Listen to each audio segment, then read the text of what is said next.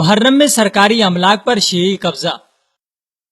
پاکستان میں ہر سال محرم الحرام دنیا بھر سے مختلف نوعیت رکھتا ہے۔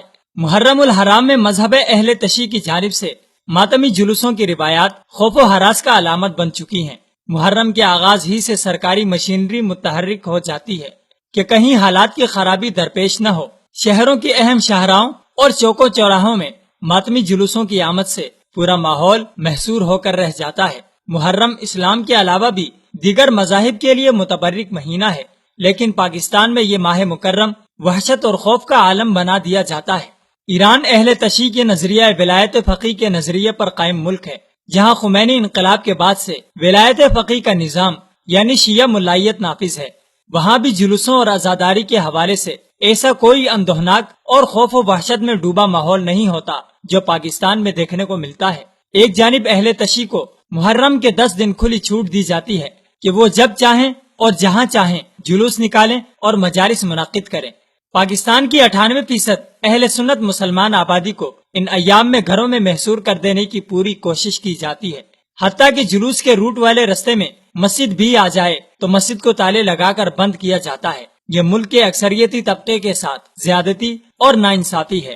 ایک جانب تو محرم میں مساجد میں لاؤڈ سپیکر پر پابندی عائد کی جاتی ہے، حتیٰ کہ جمعے کے خطبے کے لیے بھی سپیکر کا استعمال نہیں کیا جا سکتا، جبکہ دوسری جانب مجالس میں بڑے بڑے سپیکرز گاڑیوں اور رکشوں میں اونچی آواز میں نوحے چلائے جاتے ہیں، جو بے شمار مقامات پر دیکھنے میں آیا۔ ملک بھر میں ایام محرم میں سپیکرز پر پابندی کے باوجود یہ نوحے اونچی آواز میں لگائے جاتے ہیں، جس سے معاشرے میں عدم برداشت اور قانون کی کھلی خلاف ورزی کو فروغ ملتا ہے۔ اس کے ساتھ ہی پورے 10 دن کے لیے ملک کا تمام الیکٹرانک اور پرنٹ میڈیا شیعوں کے حوالے کر دیا جاتا ہے، وہ جیسے چاہیں اس کا استعمال کریں، یا یہ تاثر دیا جاتا ہے کہ یہ سب کچھ ان کے ہاتھ میں ہے۔ اخبارات میں متنازع اور گستاخانہ مضامین اور متعصب کالم نگاروں کے کالمز چھاپنا، ٹی وی چینلز پر بجائے معتدل اور مستند علماء کرام کو بلانے کے غیر مستند، متعصب اور تبرعی ذاکرین کو چینلز پر بٹھا کر ان سے گستاخانہ گفتگو کروانا پاکستان میں بسنے والے سب سے بڑے طبقے کی دل آزاری